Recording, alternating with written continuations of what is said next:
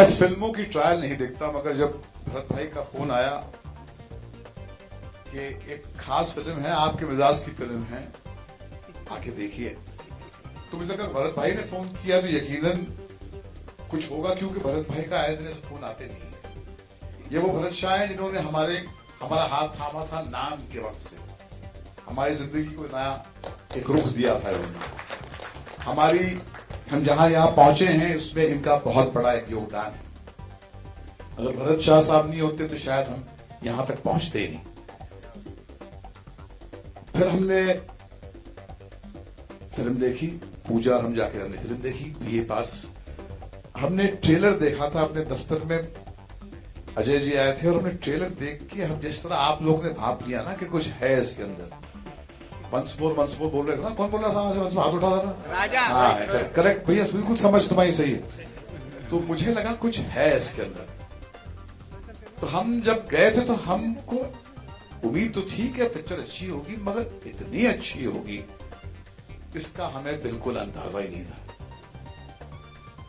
ये एक stunning film है, एक ऐसी फिल्म है जिसको देखकर कहीं पर अंदर डर जागता है कि भैया आप अपने आप को एक ब्रांड समझते हैं, आप मार्केट के लीडर्स हैं, आप भी बहुत कामयाब फिल्में बनाते हैं, मगर पैरों तले कहीं जमीन निकल गई, क्योंकि जब आपने इनका काम देखा लगा कि एक नई सोच है, एक नई ऊर्जा है, एक नई पीढ़ी है जिसका काम हमसे माइलों आगे है। शिल्पा, शदाब, देव, इनकी परफॉर्मेंस जानलेवा है। मतलब शिल्पा जैसी हिम्मत वाली लड़की मैंने देखी ही नहीं, इतनी ईमानदार परफॉर्मेंस। शदाब की इनोसेंस, देव, जॉनी तुझे छोड़ूंगा नहीं मैं। मगर ऐसा काम तभी हो सकता है जैसे शिल्पा जी कहती कि ये जब आपके दिल से एक ईमानदारी की एक स्ट्रीम जिसे गंगोत्री से निकलती है, जो गंगा मां, तो कहां तक पहुंचती है। ये पॉसिबल ही नहीं है कि हम आपके साथ सामने खड़े होकर इतनी शिद्दत से एक ऐसी फिल्म की बात कर रहे हैं जिसके बारे में शायद आपने सुना ही नहीं होगा, और जिसको भरत भाई ने ऐसी दी। ये वही भरत शाह है जिसने पहले मर्तबा देवदास बनाई थी। उन जमाने में 60 करोड़ का आंकड़ा सुनने को नहीं मिलता था।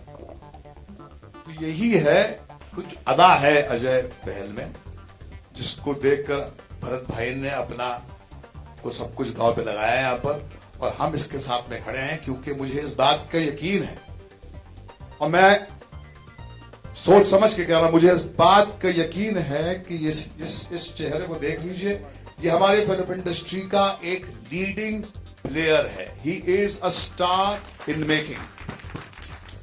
एंड ये जो कलाकार हैं, ये जो एक्टर्स हैं यहाँ पर, इनको भी जरा देख लीजिए। हमने यही दावा किया था आशिकी के टाइम पे, लोगों को लगता था ये तो बड़ा बोलता है अपने बारे में। अब मैं अपने बारे में नहीं बोल रहा, दूसरे की फिल्म में बोल रहा। जरा देख लीजिए इनको। चलो सिर्फ आगे जाओ, थोड़ा ज्यादा आगे जाओ। जॉनी तू भी आगे जा, ये इनको देख लो जरा। इसके बाद में अगर आपने फिल्म देखकर अगर आपने झुक के सलाम नहीं किया तो आपका जूता मेरा साथ। It's a great film, go and see it. Short story पे आधारित है, और ये हिंदुस्तान की ऐसी ग्रिम रियलिटी को इतने एंगेजिंग अंदाज से पेश करती है। ट्रेलर देख के लगता है कि कुछ थोड़ी सी शरारती फिल्म है, मगर नहीं, वो सेक्सुअल कंपोनेंट है, बिना निडर होके इन्होंने पेश किया है।